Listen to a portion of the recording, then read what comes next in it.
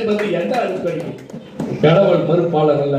யாரெல்லாம் எங்கள் மனிதர்களை மறுப்பார்களோ அவர்களை எல்லாம் மறுப்போம், எதிர்ப்போம் என்று சொன்னவர் தான் தந்தை பெரியார். அவருக்கு நான் கடவுளை மட்டும்தான் மறுத்தாரா? என்னையும் உன்னையும் சமம் இல்லைன்னு ஒருத்தர் சொல்றான்னா அவனை மறுப்ப ஃபர்ஸ்ட். என்னையும் உன்னையும் சமம் இல்லை, என் மொழியும் உன் மொழியும் சமம் இல்லை என்று சொல்வாரே, ஆனால் அதை சொன்னவரே மறுப்பேன் என்று சொன்னவர். என் இனமும் உன் இனமும் சமம் இல்லை, நான் உயர்ந்தவன் நீ தாழ்ந்தவன் என்று சொல்வாயானால் அது சட்டமாக இருப்பினும் அந்த சட்டத்தை மறுப்பேன் என்று சொன்னேன்.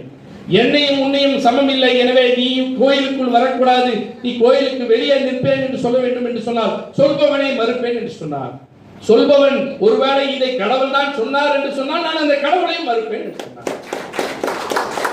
அதான் அவரோட அல்காரிதம். அவர் ஒன்றும் வேகலாம் எதையுமே பொத்தாம் பொதுவாக பேசி வரல, பொத்தாம் பொதுவாக சொன்னதும் அல்ல, பொத்தாம் பொதுவாக செய்ததும் அல்ல.